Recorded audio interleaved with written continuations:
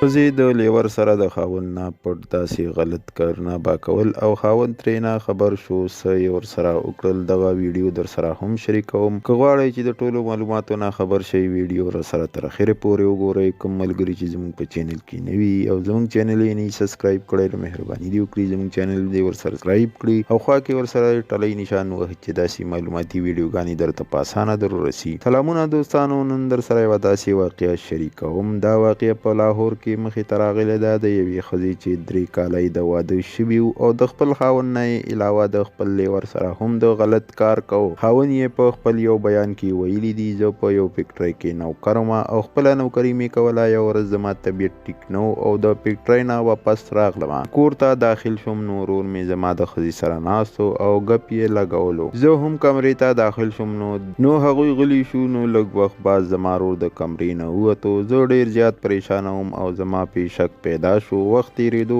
اخر زما شک په یقین بدل شو. زه یو ورځ کار ته لاړم او لږ وخت بعد د خپلې ډیوټۍ نه کور ته واپس راغلم. نو زما د ښځې سره زما ورور په کمره کې بربند پروت او دغه غلط کار یې کوو چې زه ور دننه شوم نو دواړه مې په داسې حالات ولیدل او لیدلو نه بعد مې یوه چاړه راواخیسته او دواړه مې پې قتل کړل. څو ورځې بعد زه هم پولیسو ګرفتاره کړم. دوستانو که نن سبا وګورئ نو په معاشره کې داسې نسور ډېر زیات شوی دی او خاوند لا هم پکار دی چې هر کله د پاره داسې ښځه په کور کې لا یوازې پرېښودل نه دي پکار او کله هم کومه ښځه چې داسې کارونه شروع کړي نو بیا ورسره دغسې کول پکار دي. دوستانو دا و د نن ورځ یو دردونکی خبر چې در سره مو شریک کړو. که ویډیو مو خوښه شوي وي لایک کړئ، شیر کړئ او چینل در سره ضرور سبسکرایب کړئ. مننه کوم چې ویډیو مو را سره تر اخره پورې وکتله او د بلې ویډیو پورې دلوي الله پامان.